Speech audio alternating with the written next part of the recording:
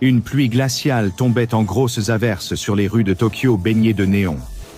Comme le soulignera plus tard le détective Satoshi, c'était une nuit idéale pour un meurtre. Mais le meurtre n'était pas dans les pensées d'Akutami alors qu'il parcourait les rues désertes à minuit, protégé par son parapluie noir. Enfin, sauf peut-être le meurtre de son patron.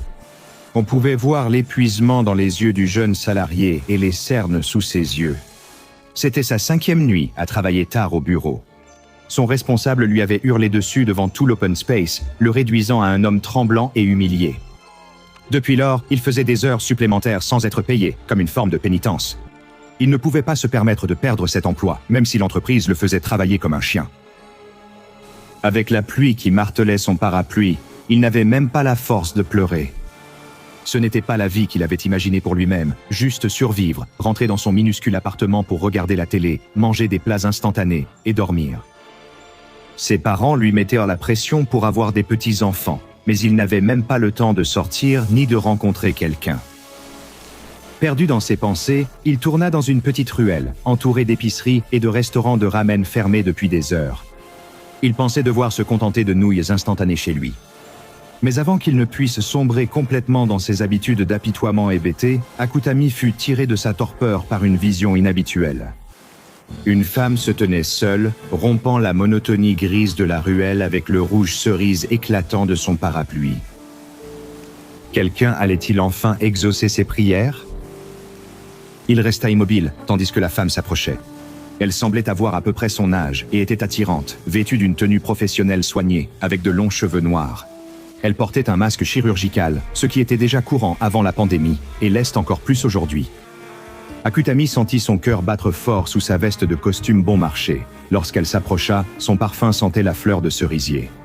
« Bonjour », dit-elle. Sa voix était comme du jazz doux accompagnant un café chaud.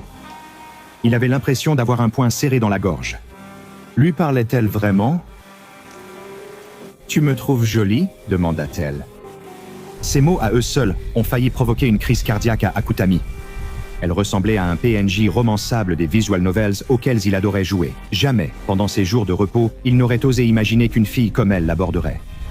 « Oui, bien sûr, je te trouve jolie », balbutia-t-il, se sentant idiot. Elle pencha la tête après ça, presque surprise, vraiment. Il ne trouvait pas les mots, hochant frénétiquement la tête, le visage écarlate. Elle leva lentement la main gauche vers son visage et accrocha son doigt à l'élastique reliant le masque à son oreille gauche. D'un geste fluide et habitué, elle retira le masque et sourit, si l'on pouvait appeler cela un sourire. « Suis-je toujours jolie maintenant ?» Akutami fit un pas en arrière, son parapluie glissant de sa main molle et s'écrasant sur l'asphalte détrempé. Sa mâchoire resta béante d'horreur devant ce spectacle. Le visage de la femme était une ruine, ses joues creusées de profondes tranchées allant des coins de sa bouche jusqu'au bord arrière de sa mâchoire, exposant toutes ses dents, luisantes de salive. Il n'y eut pas un mot avant même qu'il comprenne ce qui se passait. Il laissa échapper un cri bestial de terreur pure, et cela sembla suffire comme réponse. La main de la femme défigurée se tordit et craqua, s'adaptant à la division et à la croissance de nouveaux os sous la peau. Ses phalanges distales, les os au bout de ses doigts, sortirent de la chair et des ongles, s'allongeant et s'aiguisant en pointes tranchantes comme des rasoirs en un instant. La dernière chose qu'Akutami vit fut un éclair dans l'obscurité. Alors que ses griffes fouettaient son visage et son cou, et le sol en dessous sembla foncer vers lui, la pluie entraînant son corps dans le caniveau. Comme si cela n'avait jamais existé, les pensées qui s'estompaient, piégées dans la prison de son crâne, étaient qu'au moins il n'aurait pas à aller travailler demain. Le lendemain matin, toute la rue était bouclée avec du ruban de signalisation, une véritable fourmilière d'activités policières.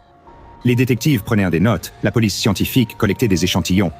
À proximité, un commissaire de police démentait à la presse les rumeurs sur une nouvelle victime du criminel en fuite surnommé le trancheur de Tokyo par les tabloïds locaux. Même si c'était le cas, ou du moins, c'est ce que pensait la police métropolitaine de Tokyo. Pour moi et les autres membres de la fondation SCP, il s'agissait d'un autre incident classique causé par le SCP-6979. Et avant d'en dire plus, je vous invite à faire une pause un instant.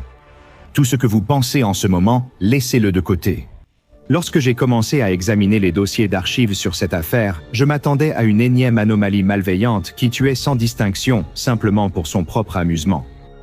Et si vous pensiez la même chose, je vous invite à écouter attentivement, car rien ne pourrait vous préparer aux rebondissements étranges et troublants que prend cette affaire en particulier. Ou au fait que ce qui semble être un unique tueur surnaturel rôdant dans les ruelles de Tokyo n'est en réalité qu'un fil qui mène vers certaines des parties les plus sombres de l'histoire du Japon. Cela étant dit, préparez-vous, continuons. Des meurtres de ce type semblent remonter au XVIIe siècle. Au Japon, cependant, bien sûr, il est impossible de savoir lesquels étaient le résultat de moyens anormaux et lesquels étaient simplement des meurtres commis par des humains. Heureusement, aujourd'hui, nous avons un moyen simple de faire la différence. Les attaques de SCP-6979 ont tendance à se produire dans des zones à forte concentration de rayonnement Akiva, le résultat ambiant de niveaux élevés de croyances religieuses. De nombreuses particules lambda existent, nous en parlerons plus tard, et un niveau de Hume généralement aberrant, ce qui suggère un affaiblissement du tissu même de la réalité lorsque l'entité SCP-6979 apparaît. Les agents de la Fondation ont également étudié de près les dossiers de l'Agence impériale japonaise d'examen des affaires anormales, ou IJANEA. C'était l'équivalent japonais de la Fondation, actif dans le Japon impérial jusqu'à la chute du régime à la fin de la Seconde Guerre mondiale. Sans surprise, parmi tous les autres yokai réels sur lesquels le groupe possédait des dossiers, il y avait une documentation considérable sur les attaques, par un être dont la description correspondait de façon troublante à celle du SCP-6979. Bien sûr, toute personne ayant une connaissance même superficielle des légendes urbaines japonaises serait probablement en train de crier devant son écran en ce moment, attendant que je prononce deux mots extrêmement importants. Kuchisake Onna, connue sous le nom de femme à la bouche fendue, est une figure majeure des croque-mitaines japonais modernes, à l'origine d'une hystérie collective dans les années 70. Il y avait des rapports faisant état d'une femme mystérieuse portant un masque chirurgical, s'approchant des enfants, des rumeurs qui circulaient parmi les réseaux discrets des cours d'école et des parents inquiets. Les rencontres supposées avec elle se déroulent presque exactement comme le scénario que nous avons décrit plus tôt avec le malheureux salaryman Akutami. Dans ce cas, elle s'approche et demande à une personne, généralement un homme, s'il la trouve jolie. S'il répond oui, elle enlève son masque et révèle sa grave défiguration faciale. Si la personne répond non ou réagit d'une manière qui pourrait être perçue comme du mécontentement, elle la tuera sur place. Et si la personne maintient sa réponse positive pour l'apaiser, elle lui mutilera le visage, comme le sien. Après tout, pourquoi ne voudrait-on pas tous être jolis ? Les versions de la légende diffèrent. Certains pensent qu'elle était une femme défigurée par une chirurgie esthétique ratée. D'autres qu'elle est le Yurei, le fantôme vengeur de l'épouse d'un samouraï. Quand elle a été surprise avec un autre homme, le samouraï cruel lui a tailladé le visage pour qu'aucun autre ne la trouve belle. Aujourd'hui, elle rôde dans le Japon moderne, se vengeant des hommes lubriques pour ce qu'on lui a fait. Une seule partie de cette histoire est vraie. En fait, elle se venge. Mais celui qui lui a fait du mal n'était certainement pas un amant ni un samouraï. Comprenant désormais la situation, la Fondation se fixa pour objectif de trouver un moyen de contenir cet esprit vengeur et d'arrêter les meurtres. Mais il y avait deux problèmes. Le premier était qu'elle avait le don de choisir ses victimes dans des endroits sans témoins physiques, et le second, qu'elle avait la capacité d'être sélectivement intangible. Il est impossible de passer des menottes à une entité qui peut simplement disparaître.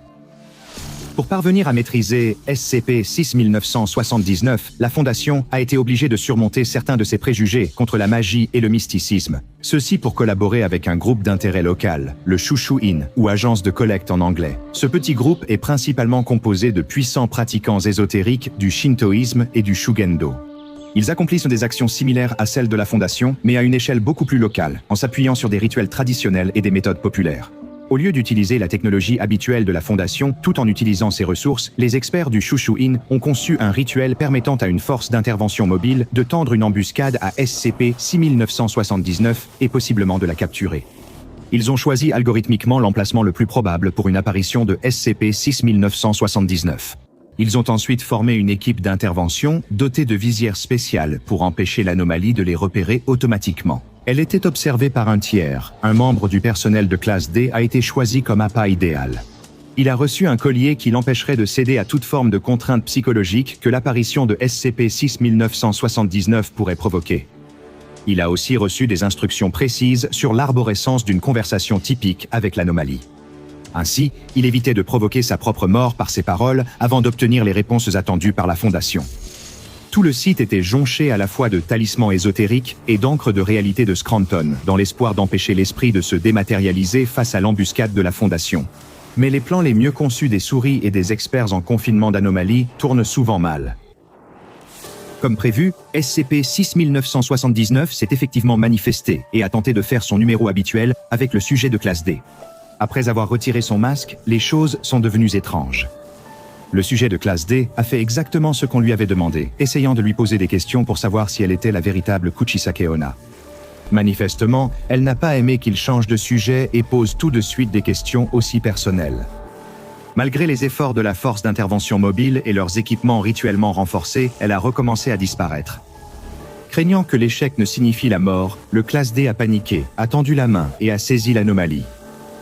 Elle n'a pas tenté de le tuer. À la place, il a simplement disparu de l'existence avec elle et a été déclaré mort lorsqu'il n'est pas réapparu pendant plusieurs mois. Quoi qu'il en soit, la chose la plus choquante qui s'est produite, et le premier grand rebondissement dans cette affaire, c'est que le classe D est réapparu avec des enregistrements vidéo. Ainsi commence le premier rebondissement étrange de notre histoire, mais pas le dernier, comme c'était la procédure standard pour ce genre d'opération. Une petite caméra de type GoPro a été fixée au classe D avant la tentative d'embuscade afin de recueillir un maximum de données en cas d'issue catastrophique. Lorsque le classe D a retrouvé conscience après sa démanifestation, il s'est rendu compte qu'il se trouvait dans ce qui ressemblait presque à un miroir sombre du Tokyo qu'il connaissait. Des maisons maquillées à l'ancienne, un ciel rouge sang, de l'eau noire, le sol recouvert d'un tourbillon statique de cendres et de suie. Et il n'était pas seul.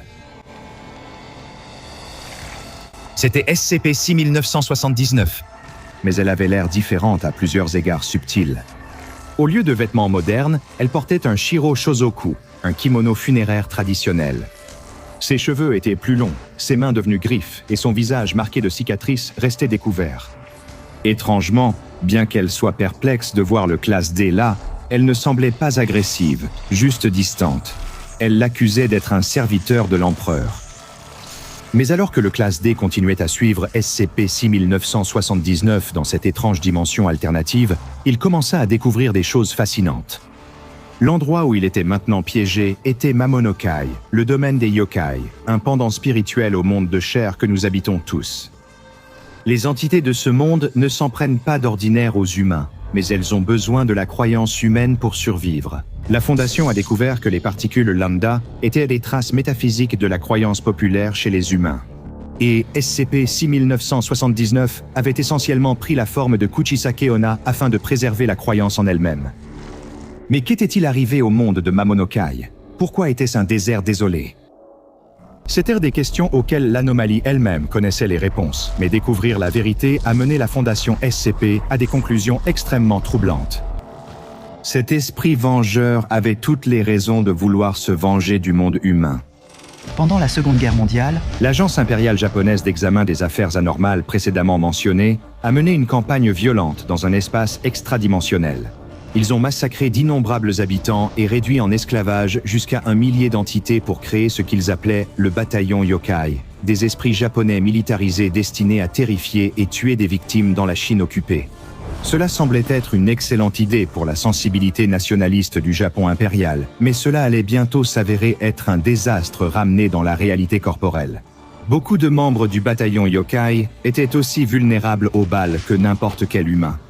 Ainsi, la majorité du bataillon a été massacrée dès leur entrée en combat. Le projet fut jugé un échec au vu du temps et des ressources investies pour entraîner ces créatures anormales. Mais le mal avait déjà été fait à Mamonokai, dont la majorité de la population avait été brutalement massacrée par les forces d'occupation. Dans ce qui ressemblait presque à un acte de dépit, les Ijamea ont alors réalisé un rituel de scellement complexe pour rompre le lien entre Mamonokai et le monde corporel. Cela condamna la majorité à une lente famine, car ils ne pouvaient se nourrir de la croyance humaine au-delà du sceau. Même SCP-6979 a eu une chance exceptionnelle lors de ces brèches, aussi brèves soient-elles, et nécessitant violence et peur pour être maintenues. Découvrir tout cela a horrifié la Fondation, qui n'avait aucune idée que les Ijamea leur avaient caché de telles atrocités.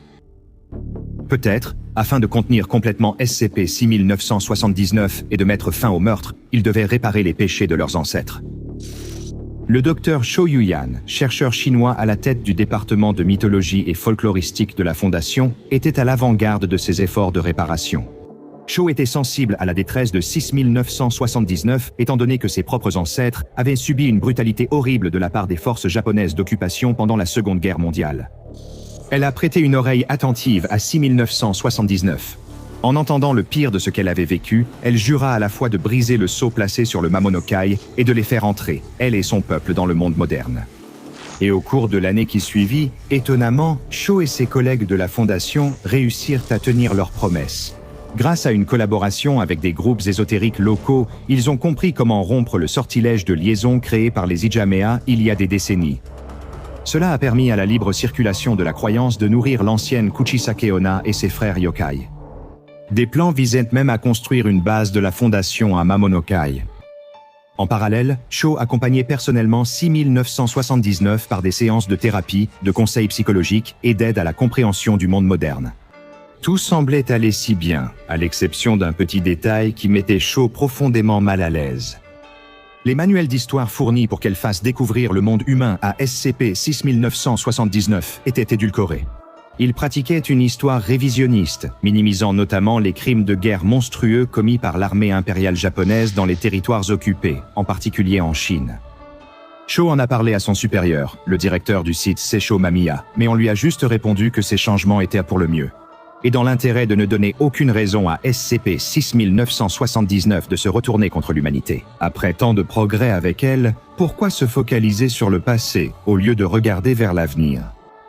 Cho n'y croyait pas. C'était la douleur de son peuple qu'ils enterraient ici dans l'intérêt d'une bonne image publique.